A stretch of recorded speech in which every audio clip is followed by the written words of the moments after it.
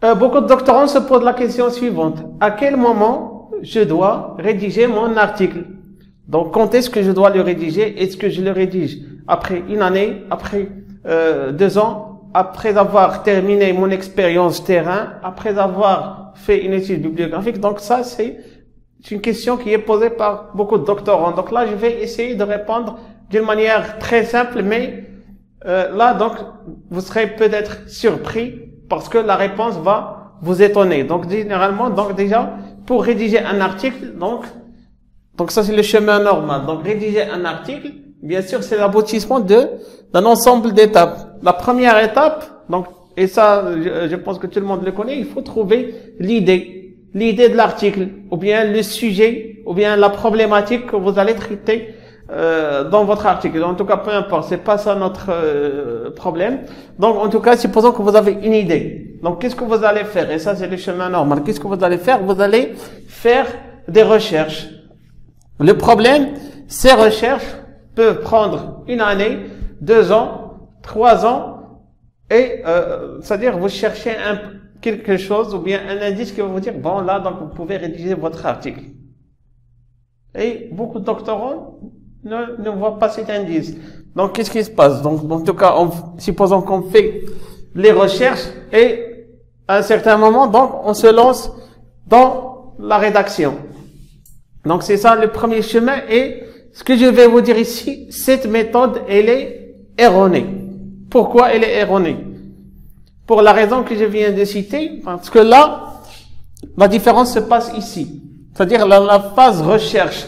Lorsque vous faites la recherche, donc vous n'allez pas, généralement, vous n'avez pas un plan, vous n'avez pas une stratégie qui va vous dire, bon, c'est bon, donc tu t'arrêtes là et tu rédiges. Non, ça n'existe pas. Donc, et c'est ça la raison qui va pousser beaucoup de doctorants à abandonner et à zapper cette phase rédaction de l'article. Alors, donc, vous allez me dire, qu'est-ce que je dois faire? Donc, la réponse est dans le deuxième schéma. Donc, une fois que vous avez votre idée, il y a 2 actions à faire en parallèle. Quelles sont ces 2 actions? Donc, il faut faire la recherche et en même temps rédiger l'article. Donc, la rédaction de l'article, elle se fait en parallèle avec la recherche. C'est-à-dire, lorsque vous lancez dans la recherche, en même temps, donc, essayez de garder en tête, c'est-à-dire, qu'est-ce que vous allez mettre dans l'article? Quel est le plan? Quelle est l'ossature? Qu'est-ce que vous allez mettre dans chaque partie? Et si à chaque fois, donc, vous fixez le contenu d'une partie, vous allez essayer de faire une recherche par rapport à cette partie qui vous manque. Donc, une fois que vous allez sentir que c'est achevé, c'est bon, vous allez passer à l'autre étape. En tout cas, c'est la phase rédaction. C'est cette rédaction qui va vous permettre donc de bien avancer dans votre recherche. Pourquoi? Parce que la rédaction vous force à synthétiser vos idées et à clarifier votre pensée. Donc, j'espère que le message est clair.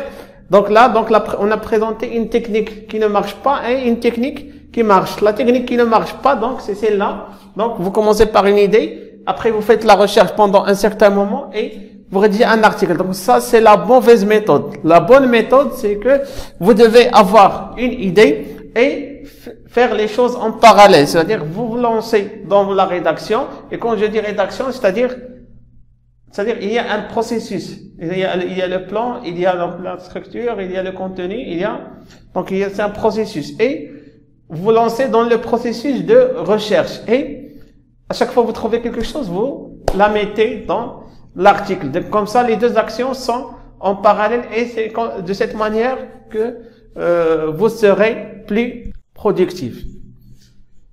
Je rappelle qu'il y a une formation qu'on a mis en ligne qui va vous expliquer les étapes de rédaction, comment structurer votre article, quelles sont les parties, qu'est-ce qu'il faut mettre à l'intérieur de chaque partie. Vous allez trouver le lien de cette formation en bas de cette vidéo. Et surtout, à la fin, donc, j'aimerais vous demander, donc, de vous abonner à notre chaîne YouTube Forma6 pour recevoir les astuces et les conseils qui vont vous aider pour avancer dans votre doctorat.